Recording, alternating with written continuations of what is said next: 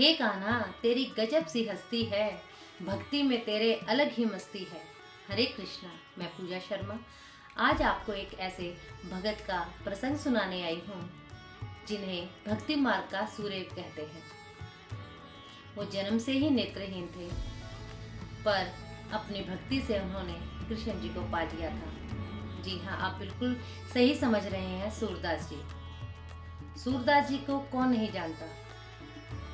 सूरदास जी ने नेत्र ना होते हुए भी अपने मन के नेत्रों से भगवान को पा लिया था। एक दिन सूरदास जी अपने भजनों को गुनगुनाते हुए चले जा रहे थे कि रास्ते में ठोकर लगने से एक गड्ढे में गिर गए और वो गड्ढा इतना गहरा था कि कोई भी नजर नहीं आ रहा था और वो कान्हा कान्हा आवाजें दे रहे थे, पर उस मार्ग पर कोई भी ना आ रहा था ना जा रहा था, जिसके कारण कई घंटों तक वो उसी गड्ढे में फंसे रहे। तब ठाकुर जी स्वयं आए और उन्हें कहा, बाबा मेरी बाह पकड़ो और बाहर आ जाओ। तो ठाकुर जी ने उन्हें अपना रूप बदल कर ही आवाज मारी थी, पर चंदन की महक से सूरदास जी उन्हें पहचान गए थे। उन्होंने उनकी बाह नहीं पकड़ी और कहा, ठाकुर जी आप स्वयं मुझे बचाने के लिए आए हो, इस गड्ढे से निकालने के लिए आए हो, पर मैं बाहर नहीं आऊंगा, पहले तुम मुझे दर्शन दो। मन के नेत्रों से तो मैंने तुम्हें देखा है, पर इन नेत्रों से आपको देखना चाहता हूँ। पर ठाकुर जी कहते कि नहीं बाबा, तुम गलत समझ रही हो, मैं तो एक साधारण सा लड़का हूँ, यहाँ से निकल रहा था, तुम्हारी आवाज सुनी तो तुम्हें बचाने के लिए आ गया। सूरदास जी ने कहा कि नहीं ठाकुर जी, तुम ठाकुर जी ही हो, भला मैं तुम्हें कैसे नहीं पहचान सकता। अब इतनी बात हो रही थी कि उधर संध्या आरती का समय होता चला जा रहा था और राधा जी कान्हा का वेट कर रहे थे कि कान्हा कब आएंगे। पुजारी जी ने अगर उन्हें यहाँ नहीं देखा तो शोर मच जाएगा। तो राधा जी भी कान्हा जी के पास चली गईं।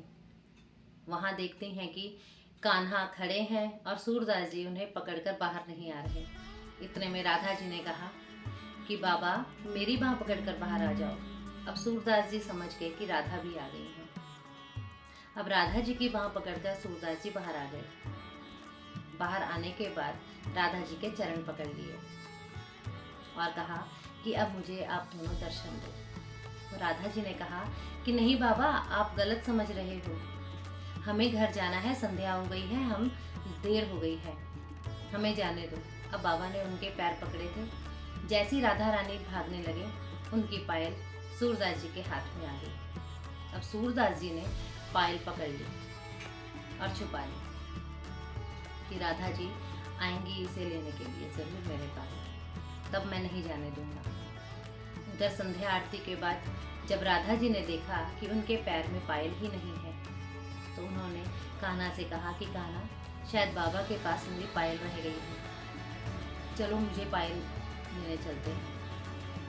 तो कान्हा जी ने कहा कि अब के अगर हम जाएंगे तो बाबा हमें पकड़ लेंगे और अब नहीं आने देंगे, तो तुम और पायल पहन लो, तुम्हारे पास तो बहुत सारी पायल पड़ी है। राधा जी ने कहा कि नहीं, मुझे यही पायल पहननी है, चलो बाबा जी के पास।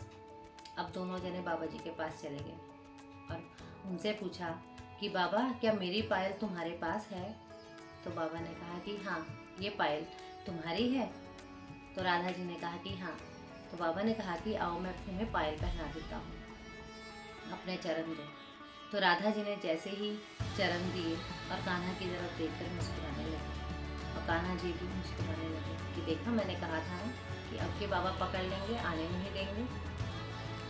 तो बाबा जी ने कहा कि दो अपना पैर, मैं तुम्हारे पायल पहना दूँ। तो जैसे ही पायल पहनने के लिए राधा जी ने पैर आगे बढ़ाया, तो सूरदास बाबा जी ने उनका पैर पकड़ लिया और कहा कि हे राधे रानी, हे करुणामय, अब मैं आपको नहीं जाने दूंगा, मुझे दोनों जने अपने दर्शन दें।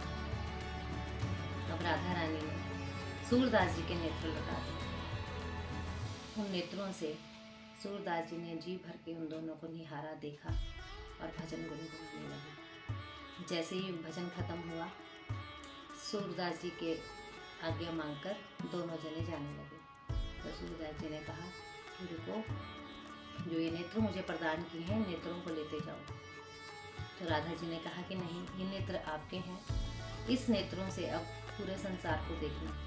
तो सूरदास जी ने कहा कि नहीं, जिन नेत्रों ने आप दोनों को देख लिया हो, भला इस संसार की क्या सुंदरता है, इस संसार को देखकर मैं क्या करूँगा। ये तो जीवन आपका है और ये नेत्र आप वापस ले लो। मैं नेत्रहीन ही ठीक हूँ, इस हृदय में आपको और इस नेत्रों में आपको।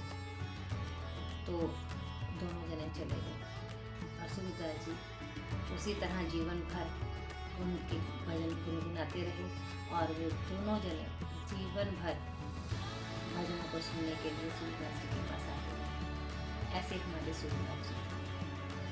हम मंदिरों में, कीर्तनों में, सत्संग में जाते हैं तो वो जाना हमारा व्यर्थ कभी नहीं जाता। हमें किसी न किसी रूप से भगवान दर्शन जरूर देते हैं और हमारा मन भक्ति में लगा रहता है। हरे कृष्ण। आपको ये सूरदास जी की व्याख्या कैसी लगी कमेंट बॉक्स में लिखकर ज़रूर बताना और मेरे चैनल को लाइक, सब्सक्राइब, शेयर ज़रूर करना। राधे राधे।